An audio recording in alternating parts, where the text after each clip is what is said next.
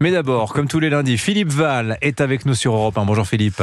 Bonjour Dimitri, bonjour à tous. Alors en dépit de votre petit sourire, Philippe, vous avez l'air bien grave ce matin. Ah bah c'est normal quand même. Nasrallah est mort il y a seulement 8 jours, faut le temps de s'en remettre.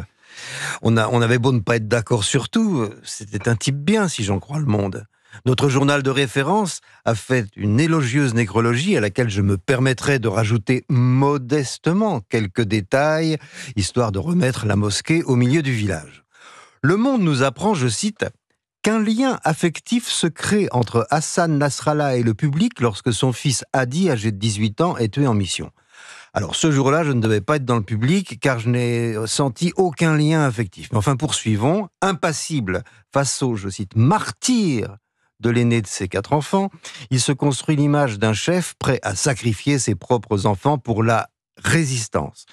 Alors, en d'autres mots, entre son amour paternel et sa haine des Juifs, il n'y a pas photo. Je poursuis. Son intégrité, comme la modestie de son train de vie, tranche avec le reste de la classe politique libanaise, composée de chefs de guerre versés dans la corruption et le népotisme. Mais c'est un peu le portrait d'un De Gaulle oriental, là. Oui, à la différence qu'à la place d'être l'auteur de l'appel du 18 juin, il était l'auteur d'un trafic de tonnes de joints.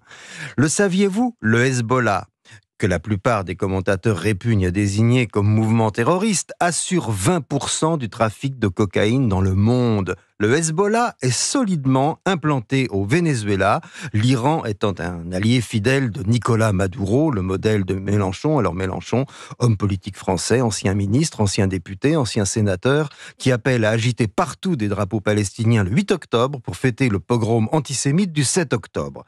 C'est dur à digérer, mais enfin c'est comme ça. Les liens de Nasrallah avec les cartels colombiens et le Venezuela sont parfaitement documentés et, selon une enquête du Point, le Trésor américain recense parmi les plus gros trafiquants de drogue du monde 2000 individus liés au Hezbollah. Sans compter les 5000 hectares de cannabis cultivés par le Hezbollah dans la plaine de la Bekaa pour produire du hashish. Parce que pour Nasrallah, la drogue, c'était gagnant-gagnant. Non seulement ça rapporte de quoi mettre du beurre dans le houmous, mais ça bousille les cerveaux des chiens d'infidèles, ça pourrit leur ville et leur banlieue, et ça tue leur jeunesse. Oui, voilà qui nuance quelque peu la nécrologie du Monde, évoquant l'intégrité, la modestie du train de vie de Hassan Nasrallah. De fait, alors pourquoi ne pas rebaptiser l'avenue Georges Clemenceau l'avenue Pablo Escobar ? À cela, il faut ajouter que le Hezbollah, dont Nasrallah était le cerveau, est responsable d'une multitude d'attentats terroristes dans divers pays, dont une dizaine contre la France. Rappelons-nous, 1986, la bombe chez Tati Rudren, qui a fait 14 morts et 300 blessés, et celui du Drakkar, qui a fait 58 morts.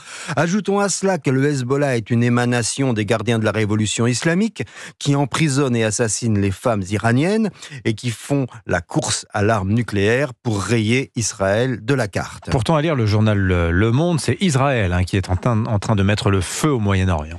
Israël vient d'éliminer à la fois le plus grand terroriste et le plus grand trafiquant de drogue du monde.